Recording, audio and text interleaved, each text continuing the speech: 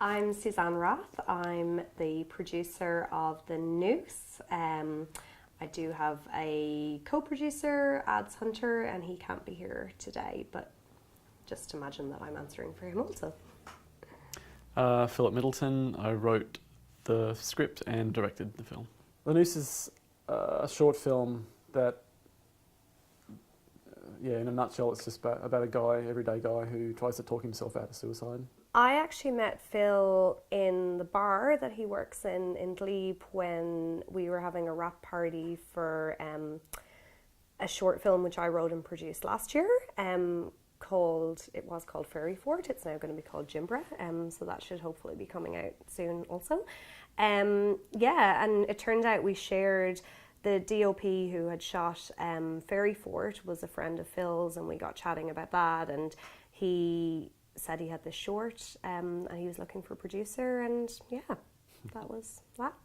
Look, I think in short film in Sydney there is kind of this philosophy that nobody expects to get paid, but I think there's various ways of paying people other than actually monetary payment. And I and Phil and Ads, we've never been the type of people to be like, this is my project and I'm the king and this is this. So I know Phil has always been very much like it's our project. It's like his and mine and Ads's, and even though none of the three of us are getting paid anything. And in terms of the rest of the cast and crew, we've always wanted to kind of keep them as involved as possible, to provide them with other opportunities. And so most of the crew, who I suppose would have been on very, very minimum expenses, are kind of people who I have either gotten back for other projects or I've kind of recommended them for different projects. We've had like a couple of film students and I've been really quick to give them references and all that kind of thing. And I guess it's just, giving the proper credits, feeding people well, looking after them well, making sure they're appreciated and making sure they feel like they're a part of the team. So they feel like they've gotten something valuable out of it rather than coming along to stand and hold, a light or a reflector or something for free for 2 days. So, yeah. There are two shots in the film where both versions of Leon are on screen at the same time.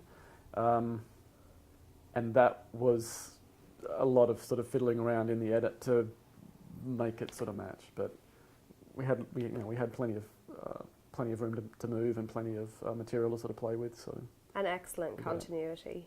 Yes. Because we had a conversation in the pre-production process where Phil and I were like, how important is continuity? And Ads was like, we've got to have a continuity. and it really was invaluable on the day. So we had two different looks, and costume-wise, all that with everything along makeup, all that sort of stuff, as well as two shooting styles. So for one version of himself, it was sort of handheld. And the other version of himself was sort of locked off. And the handheld this version of himself was quite a lot more emotional, quite a lot more unstable. That's hence why we went with the sort of handheld. And while we sort of gradually move from the static shots into a sort of more, as he becomes more emotional, more unstable. It was basically, we just made sure we had the mark set, and we'd just have another actor basically reading those lines.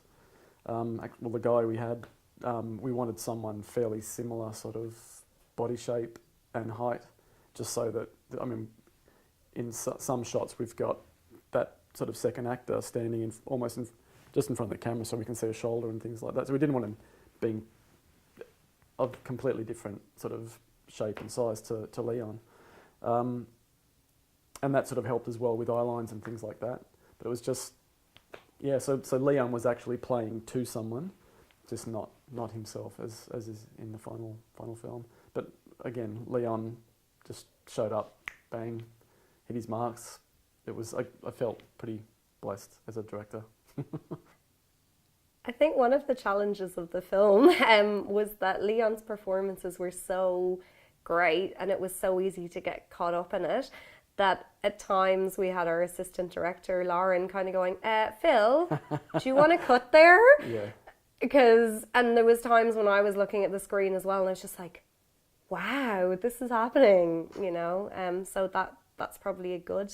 Yeah, there was It's not definitely really a challenge, but two or three times I forgot where we were. It was just great, which is a good thing. I think it's quite a big.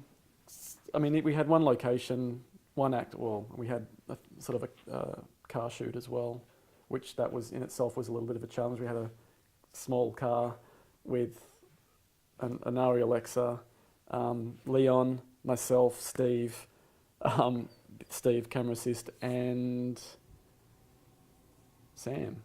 Sam was in the boot. I probably shouldn't say that, but capturing the sound while we were driving around, that was an interesting sort of little challenge. And I think too, just this, even though it was quite a small, just bringing everyone together, and that sort of, I suppose, calibre of people, trying to make sure that everyone's looked after, and even though we had 2 days, it was still felt like we didn't have enough time. What we've done for post-production funding is we've got accepted onto the Australian Cultural Fund, which is a really good platform for film. They don't accept pre-production fundraising campaigns, so you have to have something, and you have to have already raised a certain percentage of your money elsewhere. But basically it allows people to go onto the Australian Cultural Fund website, select the Noose as our project, and donate to that, and all donations over $2 are tax deductible. So I think the really nice thing about it is, obviously it's nice to have something that's tax deductible, but anybody that gives money to it can kind of rest assured that all of the money actually goes to post-production, whereas I guess traditional crowdfunding models, like I've done Indiegogo before and things, and you raise X thousand and then they take like 10% of it, and it's really sickening because you're like, that's the money my mum gave me. So yeah, we're doing the Australian Cultural Fund, and we really want to invite anybody who contributes via that along to our cast and crew screening, and sort of keep them informed with, you know, behind the scenes footage and all that kind of stuff as well. So yeah, we're looking at partnerships with depression or suicide prevention charities, organisations as well. That's currently underway, which we have to have a chat about that. Yeah.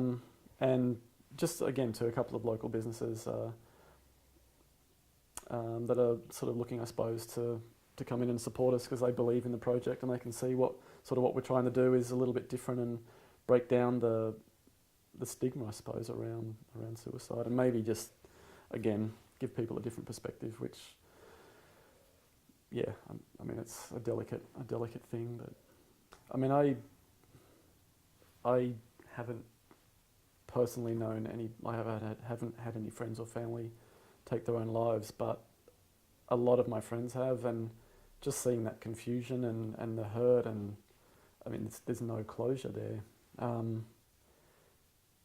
is something that's impacted me. I think they talk about it being a social phenomenon where people hear about it and it sort of affects them, and there's sort of those worries, but there's also, I think, not talking about it can be just as damaging, because I mean if you are depressed or you're feeling suicidal, there is that sort of stigma around it through religion or societal sort of conditioning that you can't talk about it, don't show weakness, don't. So I don't know, I just don't think that's very helpful. When somebody dies due to suicide, the question is always why, and people look for this massive event, and like I've been privy to these conversations before where people have said, oh, but what are they depressed about? Because, you know, there has to be a big reason. And I guess like I've quite a bit of personal experience, I guess, as a clinician. I've worked as a physio with chronic pain and in psych for several years back home, and kind of after a series of events in my own life, I went through a period where I was quite depressed and quite anxious, and you do feel within your own head that you know, okay, fine, yeah, this thing happened, but, you know, worse things could happen. Like, I could have cancer, I could be homeless, I could be this, I could be this. And a lot of what drew me to the idea of the Noose is we have this fantastic kind of sound design process going on, which I won't get too into, but it's going to be amazing. And it really, really will highlight the fact that it's not one massive event. It's kind of a series of things. So the guy in the Noose suffers from, you know, he just has this kind of constant stream of intrusive thoughts. And thoughts can be really, really powerful one way or the other. But nothing that he experiences is something that none of us will ever have experienced before. You know, all of it, like relationship breakups or whatever it is, like it's all life stuff, but it's an accumulation of that life stuff. And actually, interestingly, there was a study that came out really recently about that, and suicide in men, and how it is just that accumulation of things and stressors. So I think the Noose really, even though it's a fictional short, it highlights that quite well. My last two shorts were very narrative driven, and this was, look, somehow do something a little bit different. It's to take the audience on a bit of an experience. So for me, I mean, film, it's, you know, basis in narrative, which we've had all along, using music, which takes you sort of somewhere else, and that very human thing of editing, which is similar to dreams, as per Carl Jung. I'm sounding very pretentious right now. And I think putting all those together, if done well, it does, you know, we sit in a dark room with a bunch of strangers and it takes us away from the world. And I think that gives you a space to just think a little bit differently. Or, I don't think, you know, it's been tried throughout history. Regimes have tried to use film as a propaganda tool, but I don't think that's the way it should be used. Like, you shouldn't be, you know, slamming people with a certain message or whatever to say this is the way you should be seeing things. It doesn't work that way. I mean, you know, when that happens to me, I just tend to shut down and stop listening. But as far as opening up a space where people can maybe see something a little bit differently or feel something a little bit differently, or just walk out of it different to how they walked in, I think that's the real power of film. It's a resume. So it's, as I'm learning my craft, obviously the more I direct, the more comfortable I am on set. There are certain things that I have in my head that I think will work that won't work. I think it's about cutting that out. But yeah, I mean, it's to show people, I suppose, what I can do. And again, it just get it in front of the right person, whether it be a festival, you know, wins at a festival or whatever, or picks up an award here or there, then it's the next project becomes easier, and then the next project becomes easier, and obviously working towards a feature where it is commercial. I mean, that's been the hard thing, is finding those angel investors or whoever it may be. There's no return on it, so it's not like it's a commercial proposition where you can offer people a slice or part ownership and they get a return on it. I do think our thinking about short films, though, is all wrong, and I would love to see it change. I mean, you've got a culture in France where you've got Canal Plus and Arte and things like that actually have a market for short film. They pay really, really good money and they screen short films. And I don't see why we don't have that here, because short films are bite-sized, like it's something that you can watch on your train to work.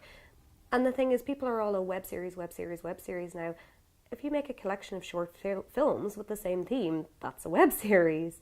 So I would like to see that change, and I guess for like quality short films to get a market, even if it's just people like going, yeah, whatever, I'll pay like 50 cents to watch this, you know, because if you make content easier and easier to pay for, I think people will pay for it. It's when you make it difficult and you've got, like, you know, Netflix Australia who are not giving the last X number of episodes of the new Mad Men season, and you're like, well, I pay for Netflix, why don't I have this, you know?